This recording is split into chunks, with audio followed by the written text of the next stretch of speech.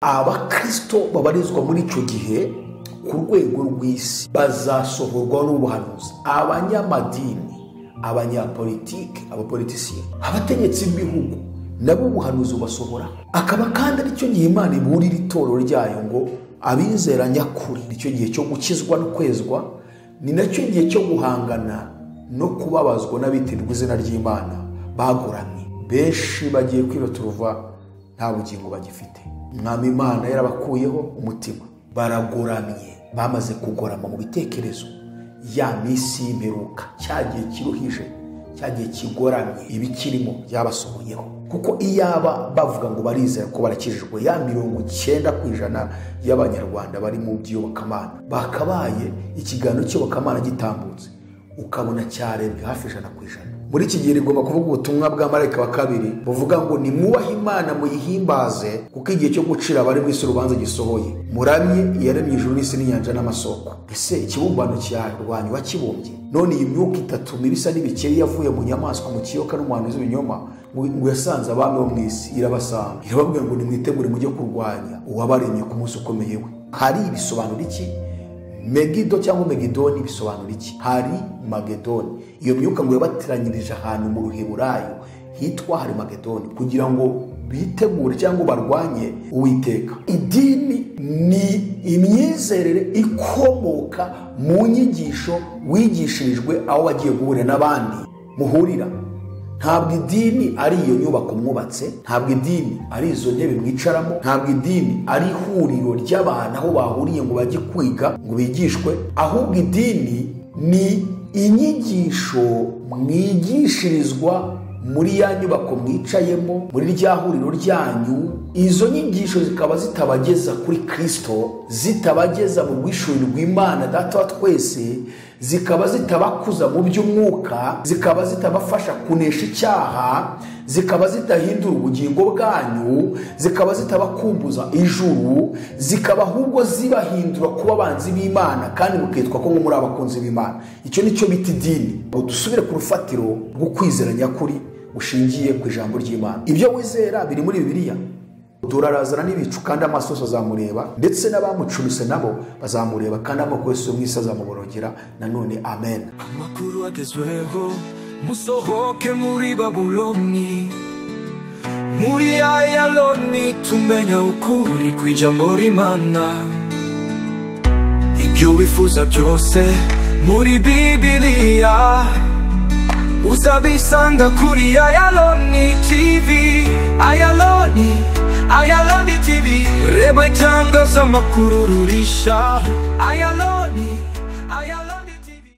Twongeye kubasuhuza kandi tubifuriza amahoro y'Imana mwese mudukurikira aho muri hose ku migabane yo ku isi mu bihugu bitandukanye, kandi dufite akanya ko kubashimira umwanya wanyu mufata mugakurikira ubutumwa bwiza ubwami bw'Imana tugenda tubagezaho. Amazina yanjye nk'uko bisanzwe ni Jaric Ikingeneye, ndi missionnaire. Hanyuma turashimira Imana kuko yongeye kutwemerera kuboneka imbere ya kamera ya Ayaloni TV kugira ngo twongere tuganire ku by'urugendo, twungurane, dufashanye muri ibi bihe bikomeye kandi ibihe bigoye uwitwa wese ko ari umugenzi ujya mu ijuru. Iki gihe turimo ni igihe kibi cyahanuwe kandi iki gihe kikaba gisohora ku bari mu isi yose, imiryango yose ya kimuntu iri hano muri iyi si. Ku itorero ho birivuga yuko ari igihe cy'akazuyazi. Ni kuvuga ngo iyo bavuze igihe cy'akazuyazi ntabwo Imana iri kuvuga time, ntabwo iri kuvuga igihe, ahubwo iravuga abantu bo muri icyo gihe, kari abantu bakazuyazi mu by'umwuka. Kuvuga ngo ntibakonje nta nubwo banabize. Hanyuma wajya noneho muri sosiyete ku isi yose z'abantu, yaba bakijijwe n'abadakijijwe, ariko reka tujye ku ruhande rw'abadakijijwe. Bibiliya igaragaza yuko abantu bazaba hari ibintu bibaranga. Niko intumwa Pawulo yanditse mu rwandiko yandikiye Timoteyo rwa kabiri, ibice 3 umurongo wa 1 kugeza ku murongo wa 5. Avuga ko abo muri icyo gihe kizaba ari igihe kibi, kandi agaragaza ibintu bizaranga abo muri icyo gihe. Aramubwira ngo umenye ko mu minsi y'imperuka hazaza ibihe birushya. Cyo kwibaza ngo iminsi y'imperuka yavugaga ni iyihe? Yatangiye ryari? Ibizayiranga ni ibihe? Ni bimwe muri ibyo ngibyo Pawulo yavuze. Igikomeye dukwiye kumenya no kumenya ngo yatangiye ryari. Iminsi y'imperuka itangirana no gupfa no kuzuka kwa Yesu no kujya mu ijuru kwe no kohereza umwuka wera cyangwa se mpemu yera mu rurimi rw'abarundi niko bavuga. Kuko umuhanuzi Yoweri mu bice bitatu mu gitabo cy'umuhanuzi Yoweri yari yarahanuye yuko mu minsi y'imperuka Imana izasuka umwuka wayo ku bantu bose. Abantu bose yavugaga ntabwo ari ikiremwa muntu cyose, ahubwo yavugaga abantu bose bazaba bizeye umwana wayo Yesu Kristo Imana izohereza mu isi. So Yoweri niba yarahanuye ko mu minsi y'imperuka Imana izasuka umwuka wera ku bantu bazizera umwana w'Imana ari we Yesu Kristo. Iyo dusomye Bibiliya twereka ko umwuka wera yamanutse nyuma y'iminsi 10 Yesu asubiye mu ijuru muri 33 kinyejana cya mbere. Kuvuga ngo Yesu yarazutse nyuma y'iminsi 3 ari mu gituro, amara iminsi 40 yereka abigishwa be uko tubisoma mu gitabo cy'ibyakozwe n'intumwa igice cya mbere. Iminsi 40 ishize Yesu azamurwa mu ijuru, intumwa zibireba, ababwira kurindirira Yerusalemu ko badakwiye kuvayo. Nabo bajya kurindirira mu cyumba cyo hejuru mu rusengero. Hacaho iminsi 10 barindiriye. Hanyuma ku munsi wa 50 uhereye ku izuka rya Yesu, kuvuga ngo yarazutse amara 40, nyuma ya 40 arazamurwa, amara iminsi 10 intumwa zitegereje umwuka wera. Ku munsi wa 50 ari umunsi bita ngo ni Pentecoste cyangwa Pentecote. Iyo bavuze Pante ni 50, ni umunsi wa 50 abisirayeli bizirizagamo iminsi mikuru yabo ya yubile. Hanyuma rero kuri uwo munsi wa 50, nyuma y'iminsi 40 Yesu azutse, kandi nyuma y'iminsi 10 asubiye mu ijuru, Yesu yohereza asuka acushumura mpemu yera cyangwa se umwuka wera, kuko ijambo ry'Imana bitubwira mu byakozwe mu bice biri umurongo wa mbere kugeza ku murongo wa 18. Umwuka wera ni ikimenyetso gihamya neza yuko iminsi y'imperuka isi yari yinjiyemo. Ngo abari mu isi bose n'isi ubwayo bari binjiye mu minsi y'imperuka. Imana rero yari yararebye ibona yuko iyo minsi izaba ari iminsi iruhije kandi igoye ku itorero ryayo ndetse no ku bari mu isi bose, ko kugira ngo itorero rizabashe kuresista muri icyo gihe, ribashe kwihanganira ibikicamo ndetse ribashe no guhamya Yesu muri icyo gihe, nuko rigomba kuzuzwa umwuka wera. Niyo mpamvu ushishikariza abizera bose, abavuga ko bamaze kwizera ku isi, iki ni igihe cyo kugira ngo buri wese yongere atekereze ku cyitwa mpemu yera cyangwa umwuka wera. Icyitonderwa ahangaha abantu benshi barahibeshye, n'abanyamadini benshi bahabeshya abayoboke babo, bababeshya ngo buzuye umwuka wera, ngo umwuka wera ngo wuzura ngo umaze kwizera Yesu. Iki ni ikinyoma gikomeye cyane. Hari ibimenyetso biranga umuntu wuzuye umwuka wera kuri we person, ku buryo ubwawe ubimenya ko wuzuye umwuka wera, kuko hari impinduka nyinshi zikubaho utigeze ugira kuva wizera. Kuvuga ngo iyo wizeye hari impinduka ikubaho yo kuva mu byaha ukavuka ukaba umwana w'Imana. Ariko iyo wuzuye umwuka wera hari iyindi mpinduka, hari izindi mpinduka nyinshi. Hari ubundi buryo wumvamo Imana kurenza ikindi gihe cyose wayumvise. Hari ubundi buryo unezezwa n'agakiza kurenza ikindi gihe cyose wigeze unezezwa n'agakiza. hari ubundi buryo ushobora kunesha ibyaha bya byarakunaniye kurenza uko wajya kurwana nabyo binesha. Ko Mwuka Wera Bibiliya ivuga mu Byakozwe n'igice cya 8 ngo icyakora muzahabwa imbaraga Umwuka Wera nabamanukira. Namara kubamanukira mumaze guhabwa imbaraga, muzabagabo kumamya uhereye Yerusalemu, Yuda yose ni Samariya no kugeza ku mpera y'isi. So nukuvuga ngo Umwuka Wera ikimuzana no guha imbaraga itorero abizera aho bari hose ku isi. Noneho izi mbaraga iyo zikugezemo ntabwo wongera kurwana no kureka icyaha, ahubwo zikubashisha kukireka bitakugoye. Niba rero ugihangana no kurwana no kureka icyaha, ntabwo uruzura Umwuka Wera. Ko Umwuka Wera mpwemu yera iyo ageze mu muntu, kwezwa gukiranuka ni ibintu byikora mu muntu. So iki gihe rero ni igihe cy'imperuka. Imperuka isohorezwa cyangwa igaragazwa ko yasohoye ku munsi wa Pentecoste. Ku Mwuka Wera niwe kimenyetso cyarangaga ko imperuka yageze, isi yinjiye mu imperuka.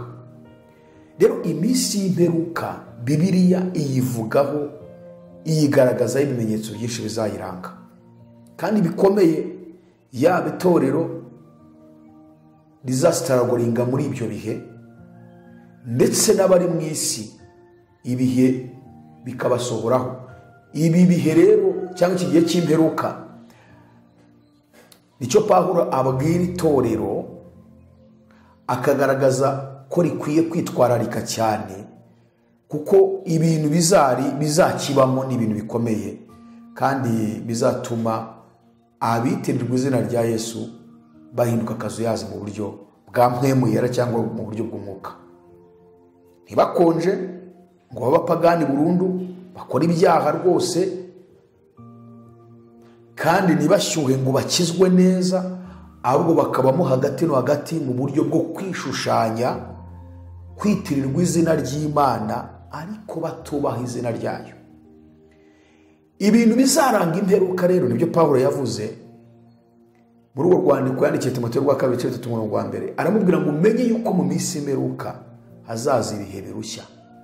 Kubera iki se ibyo bihe birushya n'iki kizabiranga? Ngo kuko abantu bazaba bikunda, bakunda impiya, birarira, bibona, batumvira ababyeyi babo, indashima, batarabera, badakunda n'ababo, batirinda, batukana, bagira urugomo, bagambana, ari ibyigenge, bikakaza, bakunda ibibanezeza aho gukunda Imana, bafite ishusho yo kwera ariko bagakana imbaraga zo kwera. Kuko Imana niyo yera. Kwitirirwa izina ry'Imana ariko kubaha iryo zina, wubaha ijambo ry'Imana utabishoboye, ndetse ukamutanakunda n'ijambo ry'Imana. Nimureba abayoboke b'amadini ku isi bavuga ngo barizeye iki gitabo, ibikirimo ntabwo bagikunda, ntabwo bakunda ijambo ry'Imana. Ibyo bakundamo nibihuza n'irari ryabo. Ni ukuvuga ngo nubigisha uhuze na situation bahagazemo. Niba udahuza na situation bahagazemo ntabwo bakumva. Kandi ubutumwa buri maha ntabwo bwerekeza ku irari ry'umuntu iryo ari ryo ryose, ahubwo buza budukiza irari ryose dufite ry'umubiri n'iry'isi.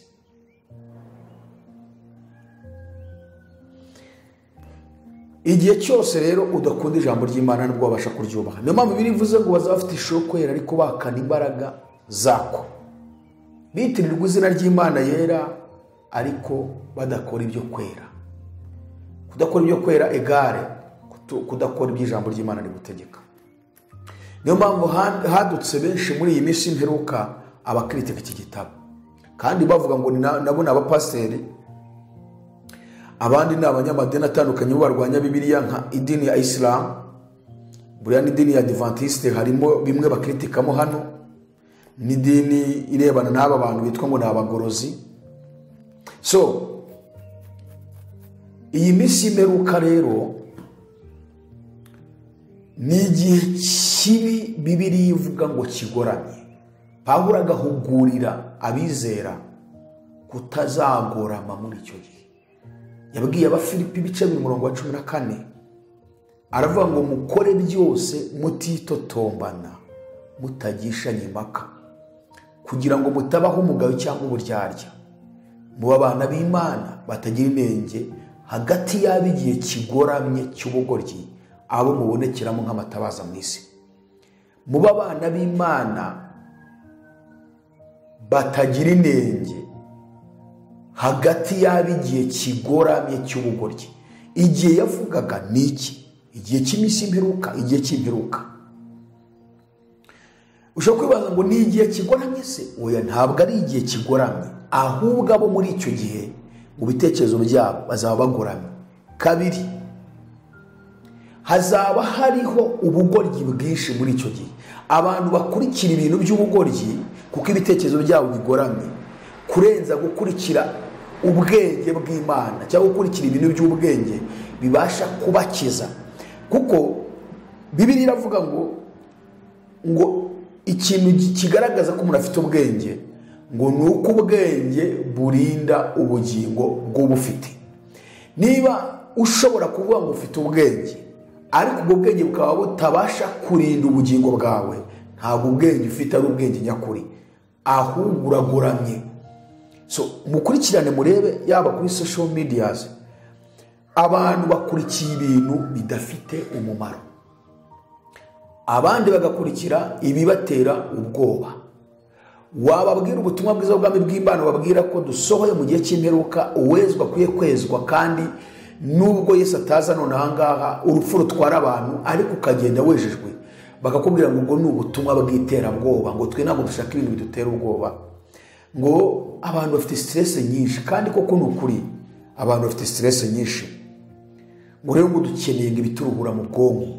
Ibibaruhura mu bwonko wajya kubireba ugasanga nuko ari bugenda akicara akareba intambara ya Ukraine n'Uburusiya, akareba intambara ya Kongo na M23, akareba ubwicanyi buri kubera mu bihugu by'Abarabu. Ubwo nibwo ari kuruhuka ubwonko. Atareba ibyo akajya muri Genzi kwicaramo ngagiye kureba ngo abazi gusetsa, abakomediyani ngo bazi gusetsa, ngo bari kuruhura ubwonko. Kandi wasanga ibyo bari kubasetsamo ni ibishegu, ni ibigambo bidafite ipfunwe, bidashobora gukiza ubugingo bw'uwo muntu. Kandi akavuga ngo ngende umunyabwenge, mvuye muri biro nari ndi gukora, none kugira ngo nduhuke ngiye aho barimo kuvuga ibigambo by'ibishegu kugira ngo nduhuke mu mutwe. Ariko ubutumwa bwiza buruhura ubugingo bukaruhura n'ibitekerezo, ngo ni iterabwoba. Kuvuga ngo iminsi y'imperuka duhagazemo isi igiye kurangira, kuvuga ngo umunyabyaha nareka ingeso ze, areka ibyo yibwira, ukiranirwa ave mu byarimo kuko isi igiye kurangira.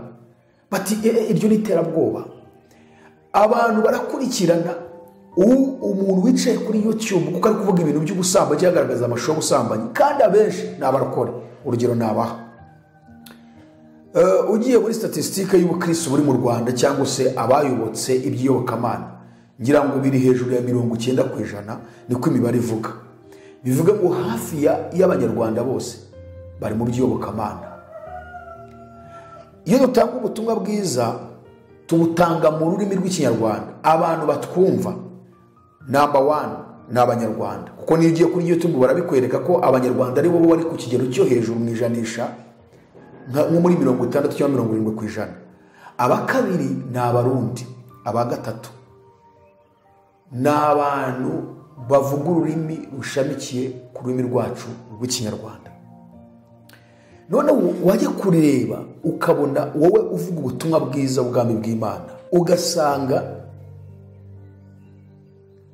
ntabwo ibyo watanze byarebwe. Ariko ibindi biganiro byose by'Ikinyarwanda, byaba ibyo byagenda gusetsa, yaba iby'ubusambanyi, yaba iby'abisha abandi, yaba iby'intambara, yaba ibintu bifite by'ibitagasi, ugasanga byarebwe hafi 100%. Ibyo nabyo bibe byakozwe muri Kinyarwanda bivuge ngo baba kirisitu bari mu Rwanda baba ndizwa ngo ntabwo barakijijwe nibo babireba, ariko ubutumwa bwiza bw'Ubwami bw'Imana ntibabirebe. Kubera iki? Baragoramye, bamaze kugorama mu bitekerezo. Ya misi y'imperuka, cyagiye kiruhije, cyagiye kigoramye, ibikirimo byabasohoyeho. Kuko iyaba bavuga ngo barizera ko barakijijwe, ya 90% y'Abanyarwanda bari mu by'iyobokamana bakabaye ikiganiro cy'iyobokamana gitambutse ukabona cyarebwe hafi 100%. Impamvu rero bitarebwe bigaragaza ko ari abapagani, abantu babeshya basohowe n'iki kintu ngo bafite ishusho yo kwera ariko bakana imbaraga zabo. Nuko ibi biganiro byose bitambutse binyuzwaho mu rurimi rw'Ikinyarwanda birebwa nka 89-95%. Hanyuma iby'iyobokamana bikarebwa navuga ngo ni nka 2%. Bivuga ngo abantu baritirirwa izina ry'Imana ko ni abapagani, ntabwo bakunda ijambo ry'Imana. Nicyo cyagiye rero kigoramye, basohowemo ibitekerezo byabo biragoramye, bakurikiye iby'ubugoryi kuko bagoramye mu bitekerezo, barakurikira n'ubundi ibintu bigoramye by'ubugoryi, akaba ari byo bareba. Akaba ariyo mpamvu twatumye tubabwira ngo tusohoye mu bihe bikomeye, aho Kristo Bibiliya igaragaza ko ari akazuyazi. Byashowe ibice 3:14 Bibiliya ivuga yuko ni igihe cy'ubuhanuzi bw'itorero rya 7 ryitwa Laodikiya. Iri torero rya Laodikiya ni itorero rivugwaho ibintu bikomeye bibi, ko abakristo babarizwa muri icyo gihe ku rwego rw'isi bazasohorwa n'ubuhanuzi. Abanyamadini, abanyapolitike, abapolitisiye, abategetsi b'ibihugu nabo ubuhanuzi basohora. Akaba kandi ari cyo gihe Imana iburira itorero ryayo ngo abizera nyakuri, icyo gihe cyo gukizwa no kwezwa, ni nacyo gihe cyo guhangana no kubabazwa n'abitirirwa izina ry'Imana bagoramye. No kuvuga ubutumwa bwiza, abakurwanya akaba ari babandi bagoramye bitirirwa izina ry'Imana. So niyo mpamvu tuvuga ubutumwa dushize amanga kandi dushyizeho umwete kugira ngo turebe nibuza ko hari umuntu Imana yarokora muri icyo gihe, nibuza akabasha kurokoka. Tumaze igihe turimo kuganira ubuhanuzi bw'igitabo cy'Ibyahishuriwe Yohana. Turi mu cyo bita eschatology, inyigisho za eschatology. Iyo tuvuze eschatology turashaka kuvuga ubutumwa buhishura ibihe duhagazemo by'imisi y'imperuka. Ari byo bihe bikomeye. Twigaga igitabo cy'Ibyahishuriwe Yohana ndetse n'igitabo cy'umuhanuzi Danieli mu bice 13 by'Ibyahishuwe n'igice cya 17 cy'Ibyahishuwe, ndetse Danieli igice cya 7 n'icya 8. Ayo magambo twayagiyemo cyangwa abantu twagiye kubwiga kubera ibintu 6 bigoye abantu muri iyi minsi cyane, ariko nabizera ko batizera bo babifata nk'ibintu byiza by'iterambere ku buzima bwabo. Ariko kuko itorero rya Yesu ryaburiwe hakiri kare mu ijambo ry'Imana, ni mpamvu twinjira mu buhanuzi tukongera kujya kubwiga kugira ngo tutanduzwa n'ibyaduka byo mu minsi y'imperuka.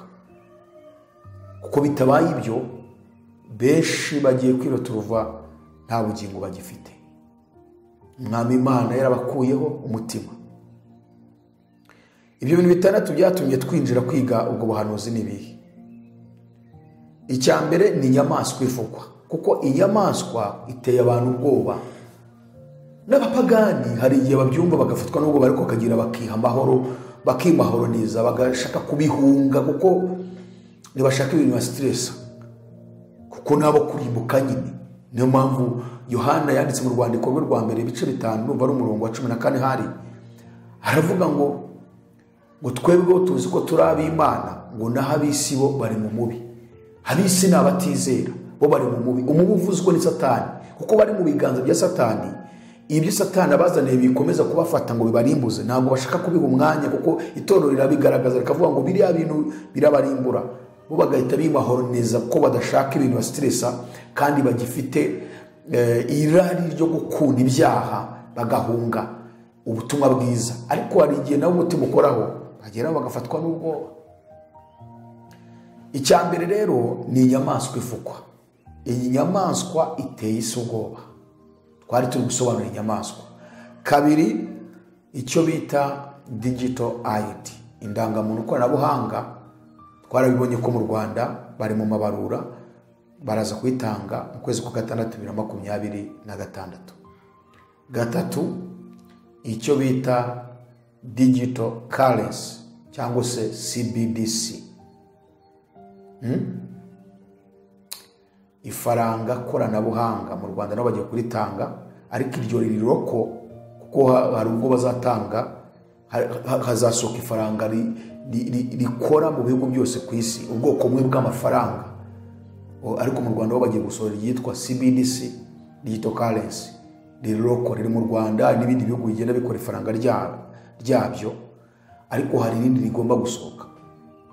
So twebwe rero cyane turavuga iri ngiri rigomba kuba rifite system iri kontrola imwe ya Satani, ibihugu byose bikarikoresha. Ariko ni CBDC nayo iri muri process yo kwinjiza abantu muri iryo ry'isi yose.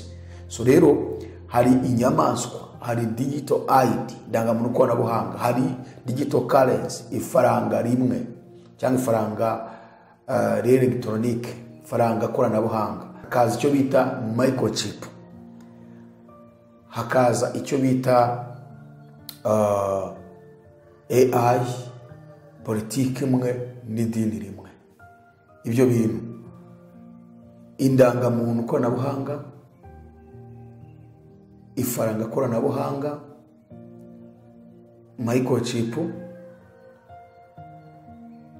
politiki imwe mpuzamahanga, idini imwe mpuzamahanga, hamwe n'icyo bita AI, byose bikaba birengurizwa ku cyitwa inyamaswa, kuko inyamaswa niyo izabikoresha ibyo byose. So turimo turiga rero ngo iyi nyamaswa ivugwa mu Byahishuwe 13 ko havugwamo inyamaswa ebyiri, akavugwamo n'igishushanyo cy'inyamaswa. Ku murongo wa mbere havugwamo inyamaswa izamuka iva mu nyanja, ifite amahembe 10 n'imitwe 7,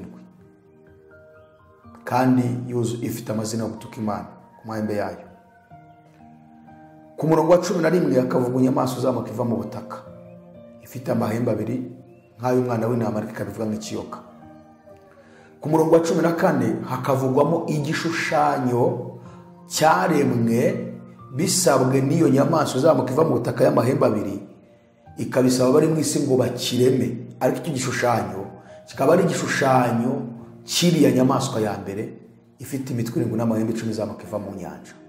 Noneho rero ngo kimaze kuremwa n'abari mu isi bisabwe n'iriya izamuka iva mu butaka y'amahembe 2, ngo yo ikihera umwuka ngo gihumeke kivuge maze cyicisha abatakiramya bose. Kuvuga ngo iki gishushanyo kukiramya egare kuramya iriya nyamaswa y'imitwe 7 n'amahembe 10, egare kuramya iriya nyamaswa y'amahembe 2 asa nk'ari ay'umwana w'intama, ariko ikabivuga nk'ikiyoka. So niyo mpamvu twinjiye kugira ngo turebe, kuko ibyo byose bimaze kuza mu isi, yaba microchip. Hari ibihugu bimwe byatangiye kwishyira mu bantu nka Sweden naho twarabibonye bayishyira mu bantu, batangiye kubikora. Mu bice bimwe bya Australia naho twarabibonye. Hari ibihugu bimwe bitandukanye by'Uburayi bigeze kure, ariko ntabwo ari itegeko abantu bayishyiramo ku bushake bwabo, kuko babereka ibyiza byabo, ibyiza byayo bigomba kubafasha mu iterambere ryabo. So niyo mpamvu turimo kwiga inyigisho za eschatology. Eschatology ni inyigisho zirebana n'ibihe n'ibiri gusohora muri ibi bihe by'iminsi y'imperuka. Kubw'iyo mpamvu tukaba tubafite n'igitabo cyitwa Ukuri Nahishwe. Iki gitabo Ukuri Nahishwe nicyo twanditse, hanyuma kirimo inyigisho za eschatology, kigizwe na page 108. kikaba gifite ingingo zigeze kuri 12 zirebana n'ibi by'iminsi y'imperuka birimo byasura ku bantu. Iki gitabo twasobanuye imibereho itorero ririmo hano muri Yesu uko ihagaze. Dusobanura kuzamurwa kw'itorero ariko kugaruka kwa Yesu. Dusobanura ingingo ya kabiri, imikorere ya Antikristo mu bihe bitatu. Antikristo wariwe n'ibihe yagiye akora mu isi. Twasobanura igihe cya mbere yakozemo, tugaragaza abo yakoranye nabo, tugaragaza uko yakoraga, tugaragaza abo yarwanyije, tugaragaza n'icyo yifashishije arwanya itorero rya Yesu. Hanyuma tugaragaza igihe cya mbere, tugaragaza igihe cya kabiri, tugaragaza n'igihe cya gatatu, uko yakoze, uko ari gukora n'uko azakora nyuma y'uko itorero rivuye mu isi. Twasobanura ibyo bintu twerekana inzego za politiki, ubutegetsi bwo mu isi, uburyo Antikristo ariko bwifashisha, ndetse no mu iyobokamana mu madini ya Gikristo n'atari Gikristo, mu kurwanya ukuri k'ubutumwa bwiza no kurwanya abavuga ukuri ndetse n'abakuhagazemo bagushyira mu bikorwa, ndetse no gukomeza kuyobya abantu babajijisha mu ivugabutumwa. Ngese twasobanuye ubutumwa bupfuye bwigishwa n'ikibugaragaza. Dusobanura bitwa kari abavuga butumwa cyangwa abapasiteri cyangwa ababishopu ba kibishopu, ikizakugaragariza uwahamagawe n'Imana uwahamagawe na Satani. Ibyo twarabivuze mu hano, yaba mu butumwa avuga no mu bitangaza akora no mu buhanuzi ahanura. Ikindi nuko twasobanuye ingingo ya gatatu yo gupimirwa imirimo kw'itorero ubwo rizaba rivuye mu isi. Aha twinjiye mu gusobanura neza ko itorero rya Yesu nta rundi rubanza ritegereje, niko Bibiliya ivuga, kuko igihe cy'urubanza ni iki gihe duhagazemo cya none. Ari nayo mpamvu Imana yahagurukije itorero ibwira abahamagawe ngo bavuge ubutumwa bwiza bwa nyuma bwa marayika wa kabiri, mu Byahishuwe 14 kuva ku murongo 6. Vuga ngo itorero muri iki gihe rigomba kuvuga ubutumwa bwa marayika wa kabiri buvuga ngo nimwubahe Imana muyihimbaze, kuko igihe cyo gucira abari mu isi urubanza gisohoye. Muramye yaremye ijuru n'isi n'inyanja n'amasoko. Ubwo butumwa nububwira abantu ko igihe cy'urubanza cyasohoye, ubwo Yesu yamanaga umwuka wera agatuma abera cyangwa itorero kuvuga ubutumwa bwiza. Ubutumwa bwiza itorero rivuga muri iki gihe cy'iminsi y'imperuka nububwira abantu ngo nimwubahe Imana muyihimbaze, kuko igihe cyo gucira abari mu isi urubanza cyasohoye. Kuvuga ngo kugeza akanya urubanza, Yesu ari mu rukiko rw'ijuru, yicaye mu rukiko aho acira abantu imanza. Hanyuma natwe abari mu isi dusabwa kwitaba urukiko rw'ijuru kugira ngo tubashe kugira gute, kumva ibyo dushinjwa, hanyuma dusaba Imana imbabazi. Twasobanuye yuko Bibiliya, ijambo ry'Imana, ni umushinjacyaha. Hanyuma umwuka wera akaba umugenzacyaha, Yesu akaba avoka, hanyuma Imana ikaba umucamanza mukuru. Ibyo nibyo twasobanuye ko iki ari igihe cyo guca urubanza. So nyuma y'uko itorero rivuye mu isi, nta rubanza bizera abera bazacirwa, kuko bahanaguweho ibyaha kuko kwizera kwabo. Ariko abanyabyaha bo hari urubategereje, kandi urwo rwo ni ugukatirwa igihano cyo kurimburwa iteka ryose, kujya gusogongera ku gacuma k'inzoga ariyo mujinya w'Imana, witeguye udafunguwemo amazi. So iyo ni ingingo ya kabiri twasobanura gupimirwa imirimo. Itorero rizapimirwa imirimo, ahubwo itorero rizapimirwa imirimo, ariko ntabwo rizagira gute, ntabwo rizacirwa urubanza. Ibi byose mu gitabo cyitwa Ukuri Nahishwe.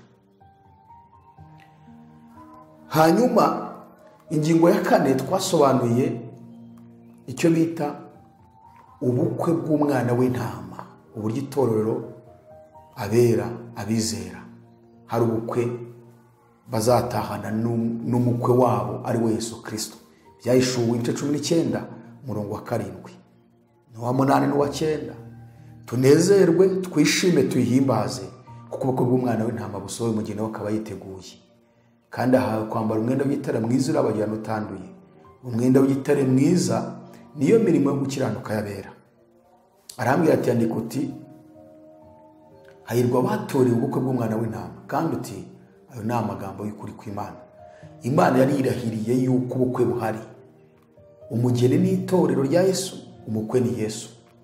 So twasobanuye rero ubu bukwe ubwari bwo nuko buzaba bumeze. Iyo ni ingingo ya kane iri muri iki gitabo. Twifuriza buri wese kuzataha ubukwe bw'umwana w'intama w'Imana. Abazabutaha ni abamwizeye we kandi bakayoborwa n'ijambo rye. Ingingo ya gatanu twasobanuye iby'intambara yitwa Harimagedoni. Byahishuriwe Yohana igice cya 16 kuva ku murongo wa 12 kugeza ku murongo wa 21. Yohana yaranditse aravuga ngo marayika wa gatandatu asuka urwabya rwe mu ruzi Ufurate, amazi yarwo akamera kugira ngo inzira y'abami baturi ku burasirazuba yitegurwe.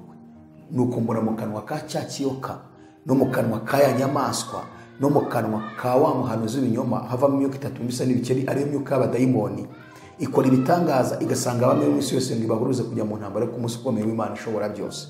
Iyi myuka y'abadayimoni yavuye mu kiyoka, mu nyamaswa no mu muhanuzi w'ibinyoma isa n'ibikeri, ngo yasanze abami bo mu isi.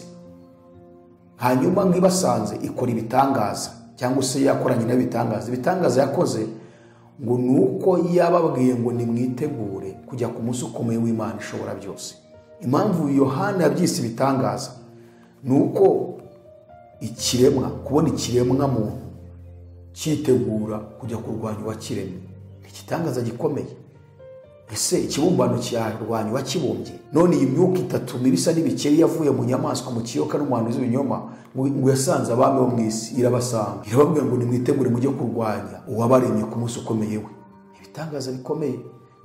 Nicyo twatangiye tubabwira ngo abantu baragoramye mu bitekerezo, umwanzi yarabagoramishije bagira ngo baracyari bazima. Ninde ushobora kurwanya uwamuremye?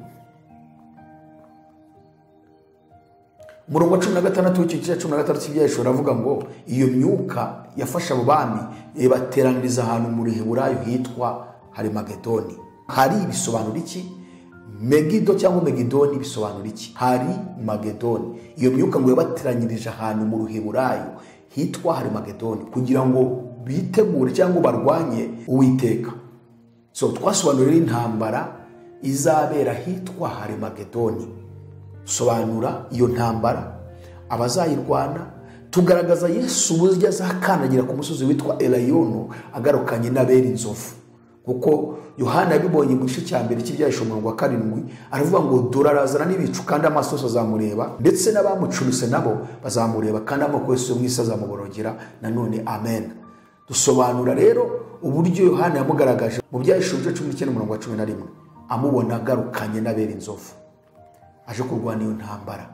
Tugaragaza ni iki Yesu azakoresha mu kurwana iyo ntambara. Ni imbunda, ni kateusha, ni bombe atomike, ni iki azakoresha? Bibiliya bivuga azabicisha ngo inkota ivuye mu kanwa ke, ndetse Bibiliya inagaragaza amaraso azameneka y'abo bantu, yaba uburumbarare kuva hasi kugera hejuru, ndetse n'umurambararo wayo uburyo aho azatemba akagera. Bibiliya bivuga kuri abo bami n'ibisirikare byo musingo bizarwanya ngo Uwiteka. Yewe abana b'abantu baragoye kweri.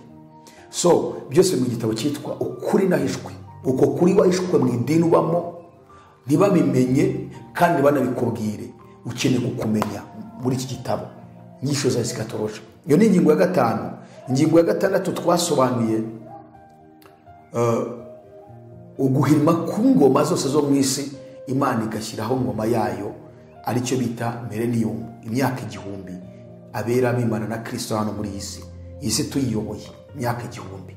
Twasobanuye ngoma y'imyaka 1000, dusobanura ibizayiranga byose Bibiliya ivuga. Iyo ni ingingo ya 6. Ingingo ya 7 twasobanuye, hanyuma dusobanurira intambara yitwa intambara ya Gogi na Magogi. Ibice 20 by'igitabo cy'ibyahishura Yohana kuva ku murongo wa 1 kugeza ku murongo wa 10 twasobanuye intambara ya Magedoni, twasobanuye intambara yitwa Gogi na Magogi. Ingingo ya 8 dusobanura kuzamurwa kw'itorero. Yesu arizamukana ajya kuri muri Imana Data wa twese mu ijuru. Ikaze tuzahabwa na Data wa twese, ibizima n'abakuru n'abamarayika. duhanagurwa amarira yose twaririye muri iyi si. Byose biri mu gitabo cyitwa Ukuri n'Ahishwe. Tugasobanura tugeze mu ijuru dusesekayeyo bizaba bimeze bite. Bibiliya bivuga iki? Byahishuwe ibice 20 kuva ku murongo wa 11 kugeza ku murongo wa 14 cyangwa 15. Turabisobanura. Tugasobanura noneho uburyo tuzacira urubanza. Iyo ni ingingo ya 9. Uburyo itorero na Yesu bizacira urubanza abanyabyaha bose bazazuka ku muzuko wa kabiri.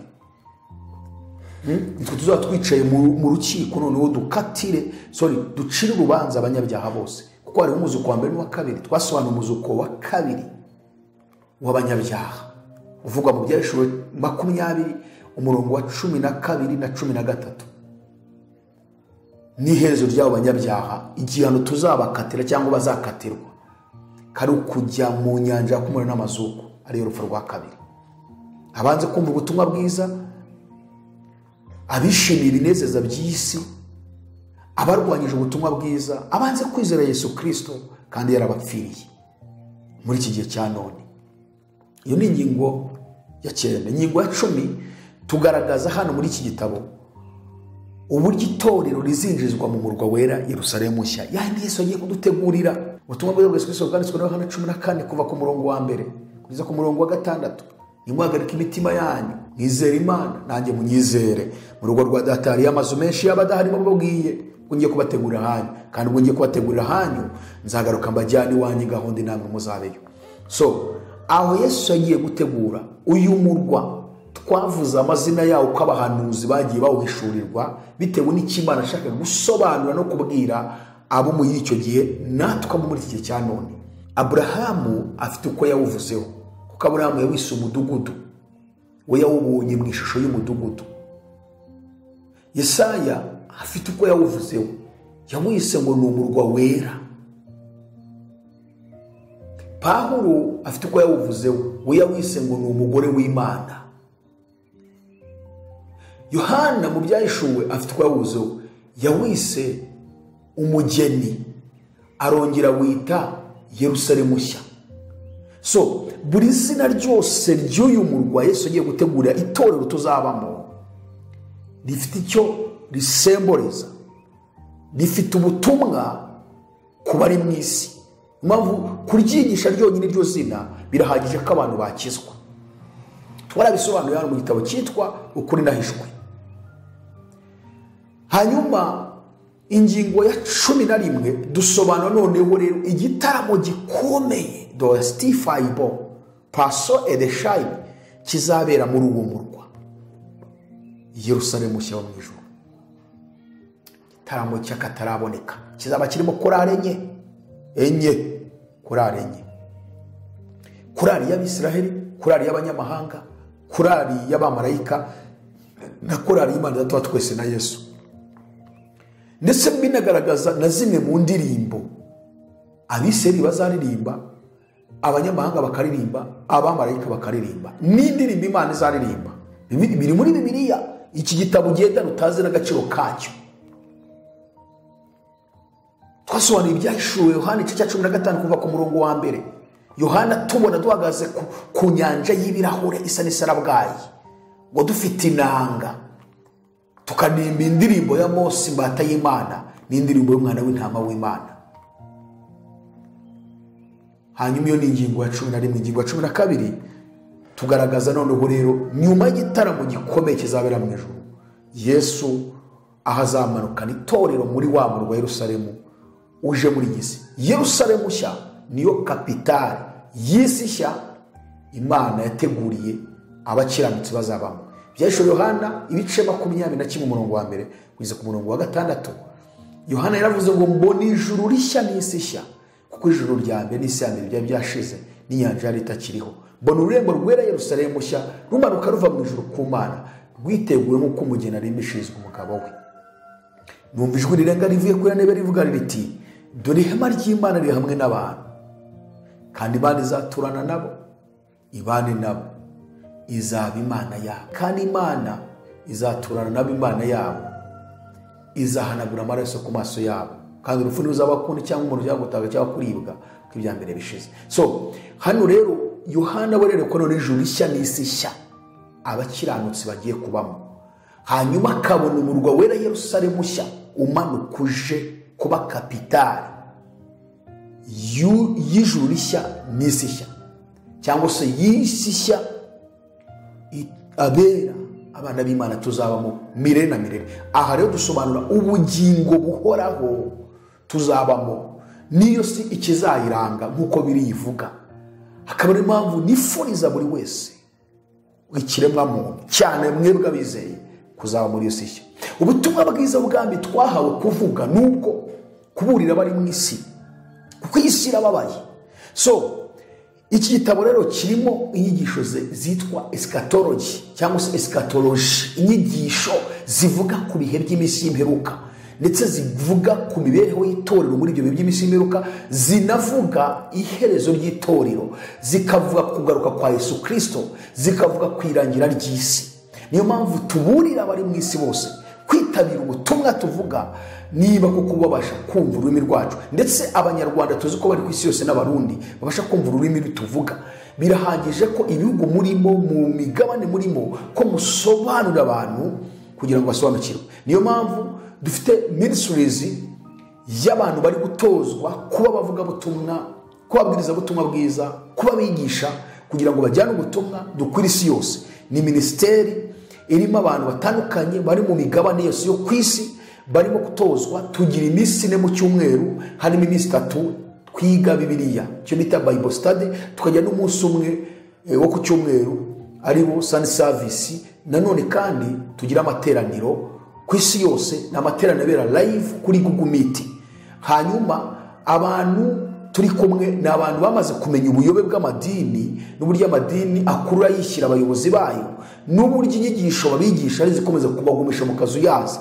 Bagenda basohoka bakurikije icyo Imana ivuga mu miburo yayo itanga mu byashuwe ibice 18:4 havuga ngo bwoko bwanjye ni musohoke muri Babuloni kugira ngo mwe gufatanya n'ibyaha byabo, mwe guhabwa no ku bihano byabo, kuko ibyaha byabo byandanyijwe bikagera mu ijuru, kandi Imana yibutse gucyanirwa kwabo. So Babuloni ivugwa ni urudubi rw'amadini, uruhurirane rw'imyizerere, rw'imyemerere yose yahurijwe hamwe, kikitwa ecumenism, kikamera nk'idini rimwe. Abayisilamu bakaba bemerana n'abakatolika, abakatolika bakaba bemerana n'abayahudi, cyangwa abafite imyizerere ya Judaism, abajudayism bakaba bemerana n'abakatolike, abaprotestani bakaba bemerana n'abakatolike, abadivantiste bakaba baramaze kwihuza. Iyo myizerere yose baremerana, nta ubwira undi ariko hano warayobye, hano ubutumwa uvuga sibwo, mugerageze dore uko birivuga. Ubu bose bamaze kuba babaye amazi n'ifu y'imyumbati, bihinduka umutsima umwe, barahuje imyizerere. Ubu nta uve bundi. Kera twebwe mu bihe twakirijwemo twumvaga abarokore bagaragaza ubuyobe bwa Kiliziya Gatolika, bakagaragaza ubuyobe bwa Islamu, bakagaragaza ubuyobe bw'abadive, kimwe nuko abadive nabo bagaragazaga ubuyobe bw'abarokore cyangwa abaprotestani n'ibindi. Ariko twebwe twakuze tubibona. None uyu munsi ntabwo wemere kubwira umusilamu ngo warayobye.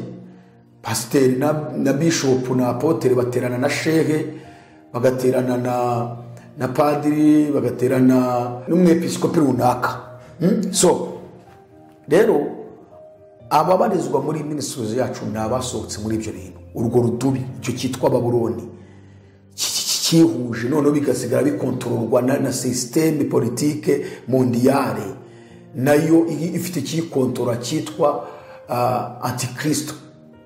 Byose byamaze kuba global, byose byabaye bimwe, byihuriza hamwe ku rwego rw'isi. So abo n'abana b'Imana nta gace gatoya kabizera bamaze gusohoka muri ibyo bintu byose, barimo gutozwa kugira ngo tujyane ubutumwa muri iminsi y'imperuka, tuvuge ubutumwa bwiza. Hanyuma abashaka kwifatanya natwe cyangwa kutujoininga ni abantu bundi basohotse mu madini, bari kuri iyo myigisho, izo nyigisho zose z'ubuyobe, ibyo byose by'ubuyobe, bakaza tugafatanya. Iyo ushaka kwifatanya natwe urareba kuri screen yawe ya telefone cyangwa ya TV uri kurebera ubutumwa bwiza, reba hasi muri description ya Iron TV, ukirikemo ku kajambo kitwa mowa, umanuke hasi urasanga intego za Iron TV. Musi y'izo ntego urasangamo link ya WhatsApp, ukirikemo hanyuma turakwakira. Ariko wamaze kuvuga ngo idini narabuze uko mbigenza, ndabisezeye, kuri mu idini ntabwo tukwakira, kuko abantu bakunda idini kurenza Kristo Yesu. Ngo ariko ngo address, ngo ugomba kugira address ni iki? Bibiliya ivuga ko Yesu Kristo niwe address y'abizera, kuko yaravuze ngo ni nzira, ukuri n'ubugingo. Kandi anongera aravuga ngo intama zanjye zumva ijwi ryanjye nanjye ndazizi kandi zirankurikira, nziha ubugingo buhoraho kandi ntizizarimbuka n'iteka ryose, ngo kandi ntawe uzazivunura mu kuboko kwanjye. So address yacu ni Yesu. We wavuze ngo ni irembo ry'intama, umuntu ninjira muri ryo azakizwa, azinjira asohoke kandi azabona urwuri. Iyo wizeye Yesu wageze mu nzira ijya mu ijuru. Iyo wizeye Yesu wamaze kwinjira mu bugingo buhoraho. Iyo wizeye Yesu ukuri wakugezemo. Iyindi address ushaka ni iyihe? Niyo mpamvu dushishikariza abantu kwiga ijambo ry'Imana kugira ngo ukomeze kuguma muri Yesu. Naho address ngo ngira aho mbarizwa, ngo ngire inshuti, ngo ngire ngabaza kuntabara napfushije, ngo ngire ngo abashobora ngo kumborera iminsi mikuru, ngo ibyo ngibyo nta gakiza bizana. Icyakoza bitanga umunezero w'umubiri ariko ntibitanga gakiza. So nta muntu ushobora kubura imiryango cyangwa inshuti bashobora kumutabara, bitandukanye no kujya muri icyo kidini ujya kwakiramo imyizerere ipfuye. Ikindi mu gusobanura aka kantu mukumve, iyo bavuze idini baba bavuze imyizerere ikomoka ku nyigisho wigishijwe. Ntabwo baba bavuze inzu mwubatse mujya guhuriramo ya indi mwise ngo n'urusengero, kandi Bibiliya igaragaza ko urusengero ari wowe. Bibiliya ivuga ko urusengero ari umuntu, ntabwo Bibiliya ivuga ko inyubako twe twiyubakiye n'amaboko yacu ari urusengero. Oya, no. Ariko abayobozi b'amadini babeshya abayoboke ko ngiyo nzu ari urusengero, barongera bavuga ngo ni mu nzu y'Imana, kugira ngo ejo umuntu nakubwira ngo ariko aho hantu uri harimo inyigisho z'ubuyobe, uko ukomeza kujya kuzitegera amatwi ukazumva, ni kurimo kuba umwana w'igihenomu. Sohokamo ntuzasubireyo ukundi, kuko bakwigishe ko ariyo nzu y'Imana. Aho kumva ubutumwa umuntu avuze ukumva ko ubwo we yayobye, wowe ugatuvuga uti umuntu usohora abantu mu nzu y'Imana kuko nibyo bakwigishije. Ariko bivuga ko inzu y'Imana ari wowe. Niko Pawulo yandikiye Abakorinto mu rwandiko rwa mbere 3:9. Pawulo yaravuze ngo kuko twembi Imana ariyo dukorera, namwe mukaba umurima w'Imana n'inzu yayo. Ni wowe nzu y'Imana. So iyo bavuze rero ngo idini baba bashatse kuvuga inyigisho wigishijwe ukazizera, ariko inyigisho ziherekejwe n'umwuka wa Antikristo cyangwa Satani, cyangwa undi mwuka w'abantu bafite kubw'inyungu zabo bwite bagukeneyeho, bakakubeshya ngo kukubwiriza ubutumwa bwiza, cyangwa se umwuka ukomoka ku bantu binjiji mu by'Imana, kuko Satani ahanigi akoresha abantu binjiji mu by'umwuka, mu by'iyobokamana, bagakomeza kuyobya abantu, kuko n'abarinjiji Satani ati mwigumire muri ubwo bujiji, kuko ntimuzigera muhishurirwa Imana ngo muyimenye, hanyuma muzabane nanjye tuzabane mu muriro utazima. So rero idini ni imyizerere ikomoka mu nyigisho wigishirijwe aho wagiye guhurira n'abandi. Hari icyo bita organisation muhurira. Ntabwo idini ari iyo nyubako mwubatse, ntabwo idini ari izo ntebe mwicaramo, ntabwo idini ari ihuriro ry'abantu aho bahuriye ngo bajye kwiga ngo bigishwe, ahubwo idini ni inyigisho mwigishirizwa muri ya nyubako mwicayemo, muri rya huriro ryanyu. Izo nyigisho zikaba zitabageza kuri Kristo, zitabageza mu bwishurirwa Imana Data wa twese, zikaba zitabakuza mu by'umwuka, zikaba zitabafasha kunesha icyaha, zikaba zitahindura ubugingo bwanyu, zikaba zitabakumbuza ijuru, zikaba ahubwo zibahindura kuba abanzi b'Imana, kandi mukitwa ko muri abakunzi b'Imana. Icyo nicyo bita idini. So iyo tubwiye abantu ngo biravuga ngo musoke muri Babuloni cyangwa musoke mu madini, tuba turi kuvuga ngo ntimukongere kujya kwiga izo nyigisho aho muhurira. Bivuga ngo rero niba muzigira aho muhurira muri iyo nyubako, kuri izo ntebe mwicayemo, muri iryo huriro ryanyu ry'abantu benshi, muri iyo organization, ukwiye kuva aho hantu. Iyo nyubako ntuyisubiremo, iryo huriro ntongeye kurijyamo, kuko niho wicara ugahura n'abandi, noneho mugategera amatwi ibyo babigisha. Ibyo mugotomera, ibyo mwakira, ibyo byitwa idini. Niwo mwuka muri kwakira ubatera kwanga Imana. Hanyuma rero wowe ukavanga ariko ngo wajya njyayo ngo najya yonga ariko gusa n'ibyo bigisha ugiye kumara iki kicyamuhuje nabo ari ukugira ngo wige wumve ubutumwa bwiza none ukamaze kumenya ko nta butumwa bwiza buhindura ubugingo bwawe ugiye kumara iki bivuye ngo ukunze ihuriro ry'abantu ugakunda inyubako n'intebe ariko ntukunze Yesu kuko hari izindi nyungu nawe batezemo bati n'indwara bazansura nishingirwa bazanshingira nishaka gushingira umwana wanjye bazamfasha kumushingira ninkoresha anniversaire bazayizamo nimfusha bazantabara nibyo gusa wirebera ariko nturebe ubugingo bwawe ko burimbuka kuko Yesu yavuze ngo umuntu yatanga iki ngacungura ubugingo bwe n'iki watanga so ubu butumwa tuvuga nubwira abantu ko musokamo so rero abantu bashaka kwifatanya na kuyo ngo baza biga iby'imisi imperuka bige n'ubuyobe bw'amadini ariho muri iyi misi imperuka ujoininga ministries yacu tukakwakira ariko wasohotse muri iyo myizerere mibi hari imyizerere wahawe n'abadive y'ubuyobe hari iyo wahawe n'abakatolike y'ubuyobe hari iyo wahawe n'abarokore y'ubuyobe hari iyo wahawe na ADPR y'ubuyobe hari iyo wahawe na Zone Temple y'ubuyobe hari iyo wahawe na Anglikani y'ubuyobe hari iyo wahawe na EPR y'ubuyobe hari iyo wahawe na Methodiste Libre y'ubuyobe hari iyo wahawe n'abitwa ngo n'abagorozi y'ubuyobe hari iyo wahawe n'abaruterienne y'ubuyobe hari iyo wahawe n'ababuranamu y'ubuyobe hari iyo wahawe n'abamorumo y'ubuyobe hari iyo wahawe n'abayisilamu y'ubuyobe hari iyo wahawe ni myinshi ugomba gusohoka muri ibyo byose iby'ibidini ukabivaho kuvuga ngo ndashaka kwihuza n'abana b'Imana twebwe twigukuri twebwe twige ukuri kw'ijambo ry'Imana ko tugendera mu ijambo ry'Imana twebwe icyo turimo cyose bavuga ngo baza Bibiliya ikintu cyose ni ukubaza Bibiliya kuko agakiza kacu tugakomora muri Bibiliya nayo madini yemera imyizere ya Christianism bose bemera ibyo muri Bibiliya ivuga bagendera muri Bibiliya ariko bakabyigisha nabi so tugaruka rero kuri Bibiliya ngo dusubire ku rufatiro rwo kwizera nyakuri ushingiye ku ijambo ry'Imana ibyo wizera biri muri Bibiliya so rero icyo twabwira abantu nuko ugomba gushaka uburyo wigobotora imyizerere yose wakiriye idashobora gukiza ubugingo bwawe mu gusoza twabwiraga abantu ngo bakine iki gitabo aho ugikenera hose twakikugezaho waba uri Amerika waba uri Australia waba uri muri Aziya waba uri muri Europe ibihugu byose imigabane yose urimo kikugeraho mu Rwanda mu ntara kibageraho tucyohereza kuri kuriye kikakugeraho muri Kigali udafite umwanya hari abamotari bashinzwe kukizana ariko musome mumenye ukuri mwajwe hanyuma musobanukirwe ibihe turimo kuko ni ibihe bikomeye bisaba yuko umuntu ashobora kwezwa karushaho kwezwa kubera yuko umujinya w'Imana ugiye gusuka ku bari mwese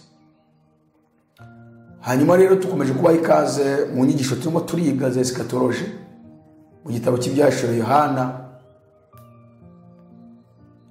iki ni ikiganiro cya mbere ko turakomeza icya kabiri Mwami Imana akomeze guhera imirimo y'amaboko yanyu kadusenge Mwami Imana isumba byose Muremyi w'ijuru n'isi n'inyanja n'amasoko buhungiro bwacu mahoro yacu turakwinginze ngo dukangure muri iki gihe cya none kuko benshi barushaho kwirara no kwifata uko batari kandi bitirirwa izina ryawe turinginze kugira ngo kangure buri wese akangukire kuba maso no kwezwa kuko turi muri cya gihe kibi kigoramye cy'ubugoryi kandi akaba ari cyo gihe ugiye ugarukiramo gutwara abakwizeye ubuntu bwawe bukomeze kubana natwe twese mu izina rya Yesu amen urakoze cyane rero turabashimiye Imana ibahe umugisha cyane shalom shalom turabategereje abakunzi bacu ba Ayaloni TV muze twige ijambo ry'Imana abiki gihe bakeneye ijambo ry'Imana Ayaloni TV ni urubuga nyamwuga Ayaloni TV ni urubuga